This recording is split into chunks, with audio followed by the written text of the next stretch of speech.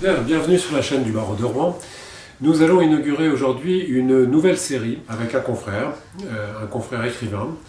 Et il m'a paru qu'il était intéressant, effectivement, de rencontrer ce confrère et de lui donner l'occasion de s'exprimer dans le cadre de cette chaîne. Oui, alors jusqu'à présent, on a fait des vidéos de la chaîne du Barreau de Rouen, qui étaient des vidéos assez courtes. Oui. Les premières sur le mouvement de protestation des avocats. Oui, j'ai vu, et puis plus récemment, il y a une vidéo assez courte aussi sur une formation qui a été réalisée à la maison de l'avocat ici.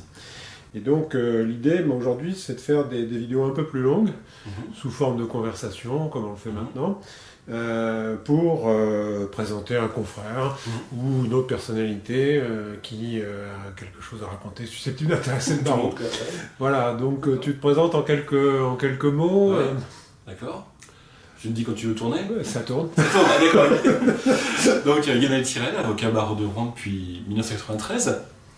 Et puis à côté aussi maintenant un peu essayiste. Donc en fait il y a un an j'ai sorti un premier essai sur l'identité normande.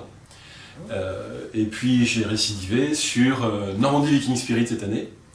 L'esprit viking, oui, voilà. J'ai vu ça, tu l'as dédicacé, c'était très sympa. J'ai pas eu le temps de le lire complètement, je l'ai parcouru rapidement, mais j'ai trouvé que c'était manifestement très diversifié. Tu vas nous en dire un peu plus, tu vas me donner l'envie de le lire complètement. Bien sûr. Alors en fait, dans l'identité normande, le premier que j'avais écrit là-dessus parce que, avec la réunification de la Normandie, je me suis aperçu que pendant 60 ans, on s'était battu pour réunifier la basse et la haute Normandie, et qu'on avait complètement oublié l'identité. Et l'identité, c'est un peu au cœur de toutes nos problématiques d'attractivité démographique. Pourquoi nos jeunes, les meilleurs juristes d'entre nous, partent à Paris, pourquoi on n'arrive pas à les retenir à Rouen, pourquoi on manque d'attractivité économique.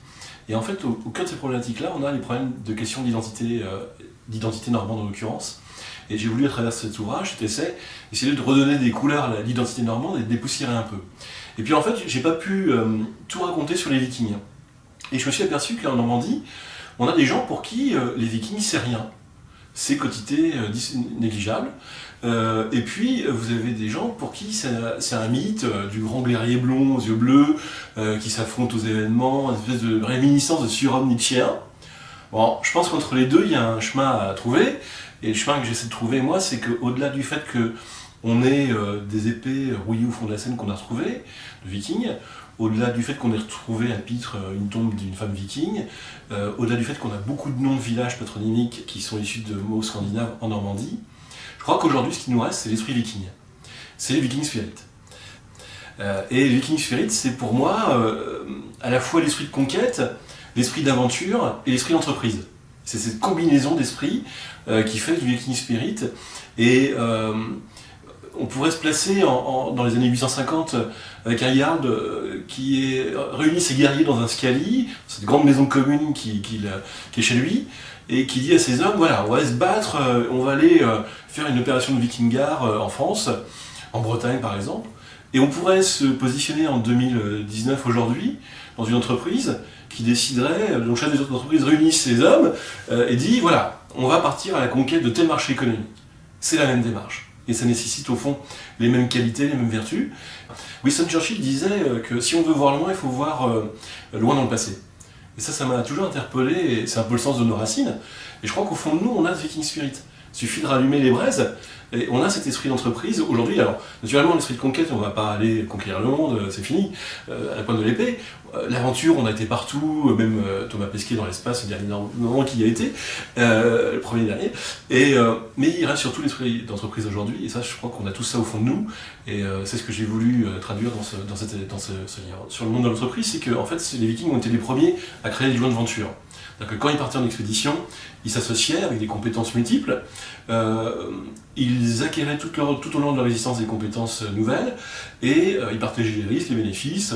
Il n'y a plus d'un traqueur qui s'est échoué, qui s'est fini au fond de l'eau et mal, bon voilà, mais ils ont été les premiers à faire des joint ventures. Et dans l'archéologie, on parle de tombes, en Scandinavie, ce qui m'a beaucoup touché quand j'ai étudié la question, c'est qu'on a autant de volumes d'objets retrouvés venant de l'Europe occidentale que de volumes de pierres, de monnaies des califats arabes.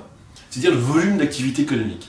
Et ces gens-là ont réinventé le commerce international à l'époque, du Moyen-Âge, on fait se cohabiter des peuples qui n'avaient rien à voir les uns avec les autres, ont inventé une spécialisation dans le commerce de luxe, déjà sur une espèce de niche, puisqu'ils n'avaient pas des gros bateaux avec des grosses...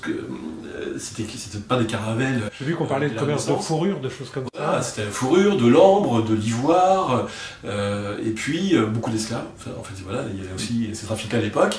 Mais c'est pour vous dire que, bon, finalement, on a ces volumes d'affaires très importants. Et moi, ce qui m'intéresse aussi dans la société scandinave, c'est que finalement, ça pourrait être un exemple pour notre région. Notre région, elle a un certain atypisme lié justement à la Normandie. Je crois qu'il faut qu'on regarde vers l'arc scandinave. C'est quand même les premiers en termes de bonheur par habitant, le classement de l'ONU. C'est les premiers en matière d'égalité homme-femme. Ça n'est pas sans nous interroger aussi. Et je trouve que dans les pays scandinaves, ce sont nos cousins quelque part, on a une dimension comme ça qui est intéressante et qui pourrait être un chemin en Normandie à développer. Voilà. Tout à fait. Mais ça donne envie d'aller plus loin dans la lecture de ce livre. Bon, je crois qu'on a fait un peu le tour. Tu vois autre chose à dire? Je suis en train de terminer. L'écriture, c'est un peu addictif en fait. Oui. Et j'ai commencé un roman sur la fondation de la Normandie par Rollon. Et je me suis aperçu qu'en fait, c'est une période historique que peu de Normands connaissaient. Avec une espèce d'aventure comme ça aussi, d'un homme qui arrive sur un territoire. C'était pas gagné d'avance. Et j'ai essayé d'étudier comment en fait ça a matché, comment ça a réussi. Et je me replonge dans cette histoire-là en ce moment. C'est vrai qu'on avait beaucoup parlé de la Normandie, je pense au début du siècle d'avant, au moment du millénaire de la Normandie. Oui, il y a eu des festivités importantes à Rouen, il y a eu des ouvrages qui ont été faits à ce moment-là. Et puis là, à l'occasion des 1100 ans, quelque part, de la Normandie, il ne s'est rien passé ou pas grand-chose. Ouais, il n'y a pas grand-chose. Alors en fait, ce qui est frappant, c'est qu'on a à Caen Guillaume le Conquérant, les Canets sont très fiers. Nous, à Rouen, on a Rollon qui dort pour un sommeil éternel dans la cathédrale. Et d'un point de vue touristique, on n'a rien fait autour de ça. On a fait un peu autour de Jeanne d'Arc, l'histoire de Jeanne d'Arc, très bien. Enfin, on a plein de choses culturelles à Rouen. On a Rollon les Vikings. Moi, je rêverais de fabriquer un dracard à Rouen sur les quais et puis de voir naviguer tous les week-ends avec des touristes à bord. Il y a des choses à faire. On a Corneille, Flaubert, c'est pareil, on n'a pas fait grand-chose non plus d'un point de vue touristique là-dessus, alors qu'on a quand même une richesse culturelle énorme à Rouen.